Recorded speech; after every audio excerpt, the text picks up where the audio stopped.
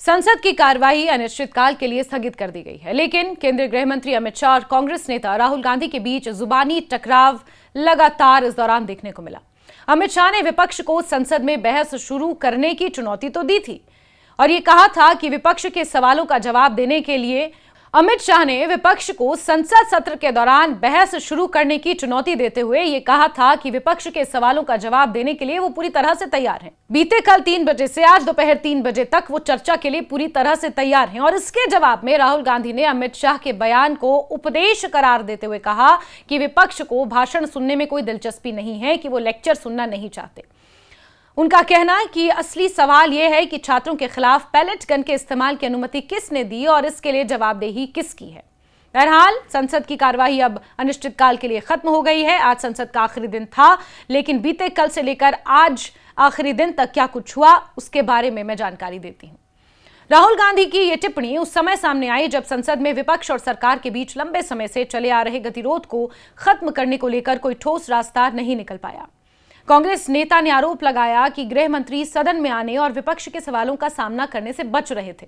राहुल गांधी ने कहा कि मुद्दा केवल ये नहीं है कि अमित शाह संसद में बहस के लिए मौजूद क्यों नहीं थे, बल्कि सवाल ये है कि पिछले कई दिनों से वो सदन में क्यों नहीं आए और सरकार छात्रों से जुड़े गंभीर सवालों का जवाब क्यों नहीं दे पाई। राहुल गांधी ने कहा कि विपक्ष अमित शाह का भाषण सुनने में रुचि नहीं रखता। उनके मुताबिक विपक्ष की प्राथमिकता सरकार से जवाब मांगना है। उन्होंने खास तौर पर पैलेट गन के इस्तेमाल का मुद्दा उठाते हुए पूछा था कि आखिर छर्रे वाली बंदूकों के इस्तेमाल का आदेश किसने दिया था और क्या इस आदेश को गृह मंत्रालय के स्तर पर लागू किया गया था। इसका जवाब मिल जाता अगर सदन की कार्यवाही आज सुचारू रूप से चलती। गृह मंत्री अमित शाह कुछ कहते तो कहीं ना कहीं जवाब मिल ही जाता। बहरहाल इस बीच राहुल गांधी ने इस पूरे मामले में गृह मंत्री की जिम्मेदारी पर सवाल खड़े किए और करते ही रहे। कांग्रेस नेता ने अमित शाह के इस्तीफे की मांग करते हुए कहा था कि अगर गृह मंत्री ने खुद इस तरह का आदेश दिया है तो उन्हें इस्तीफा दे देना चाहिए और अगर उन्होंने आदेश नहीं दिया तब भी उनकी जवाबदेही बनती है। राहुल गांधी ने इसे प्रशासनिक अक्षमता से जोड़ते हुए कहा था कि गृह मंत्री के तौर पर उन्हें यह सुनिश्चित करना चाहिए था कि ऐसी कार्रवाई के लिए जिम्मेदार लोगों की जवाबदेही तय हो। राहुल गांधी ने यह भी कहा कि बहस के लिए अमित शाह के सदन में आने या नहीं आने को मुख्य मुद्दा बनाना उचित नहीं है। उन्होंने दावा किया कि गृह मंत्री पिछले कई दिनों से संसद में नहीं आए हैं और विपक्ष लगातार सरकार से जवाब मांग रहा है। राहुल गांधी ने यह भी कहा था कि गृह मंत्री में सदन का सामना करने का साहस नहीं है। इस तरह की बातें राहुल गांधी ने इस पूरे सत्र के दौरान कही थी। निशाना डायरेक्टली एचएम पर साधा था। दूसरी ओर अमित शाह ने विपक्ष के आरोपों को खारिज करते हुए संसद में बहस के लिए अपनी तत्परता जाहिर की थी। उनका बाकायदा बयान है। शाह ने विपक्ष पर जानबूझकर संसद की कार्यवाही बाधित करने का आरोप लगाया और ये इतिहास में शायद ऐसा पहला मौका होगा जब पूरे मानसून सत्र के दौरान सिर्फ और सिर्फ 17 घंटे के लिए ही सदन की कार्यवाही चली। अन्यथा बहस के चलते, रकस के चलते, उत्पात के चलते, वहां पर हंगामे के चलते सदन की कार्यवाही चल ही नहीं पाई। जो महत्वपूर्ण बिल पास होने थे उसमें से कुछ अधर में लटक गए।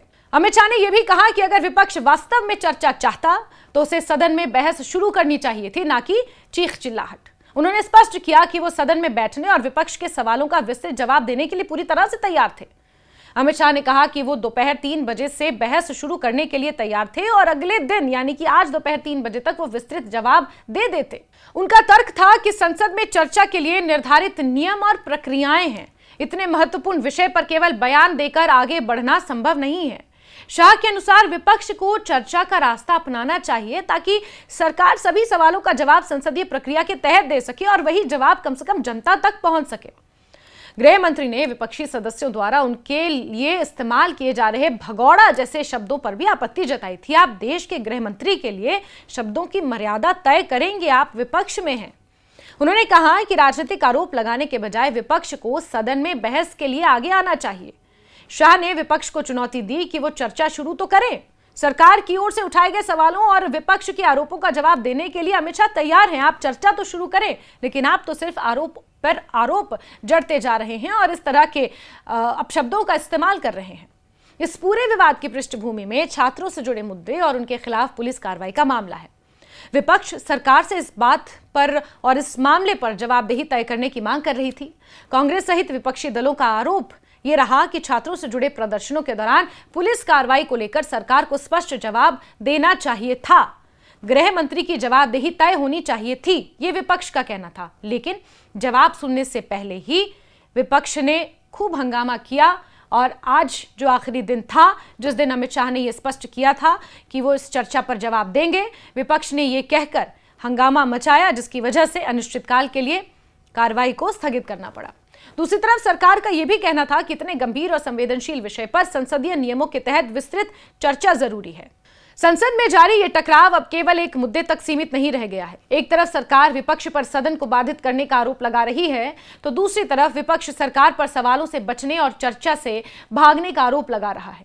ऐसे में दोनों पक्षों के बीच राजनीतिक बयानबाजी लगातार तीखी रही। राहुल गांधी और अमित शाह के बीच ये वार पलटवार आने वाले दिनों में भी इस पूरे माहौल में महत्वपूर्ण माना जा रहा है। अगर विपक्ष चर्चा के लिए तैयार हो जाता और सरकार विस्तृत जवाब दे देती तो लंबे समय से चले आ रहे गतिरोध को खत्म करने का रास्ता खुल सकता था। कम से कम जनता के सामने दोनों तरफ की तस्वीर पेश हो जाती। लेकिन दोनों पक्ष अपने अपने रुख पर कायम रहे तो संसद में टकराव लगातार जारी रहा और बिना जवाब मिले ही संसद की कार्यवाही को स्थगित करना पड़ा। फिलहाल बड़ा सवाल यह है कि क्या सरकार और विपक्ष के बीच बहस को लेकर ये जो खाई है ये पाटी जा सकेगी। अमित शाह ने बहस के लिए तैयार होने की बात कह दी थी, लेकिन राहुल गांधी का यह कहना कि विपक्ष लेक्चर सुनने नहीं आया और लेक्चर सुनना नहीं चाहता, सीधे सवालों के जवाब चाहता है। बहरहाल अब क्या इस मुद्दे पर कोई राय बन पाएगी। विपक्ष लगातार जो आरोप इस पूरे सदन की कार्यवाही के दौरान लगाता आया, जो सवाल सरकार से पूछता आया, क्या सरकार से उन तमाम सवालों का जवाब मिल पाएगा, ये अभी भी अपने आप में एक बड़ा सवाल बना हुआ है।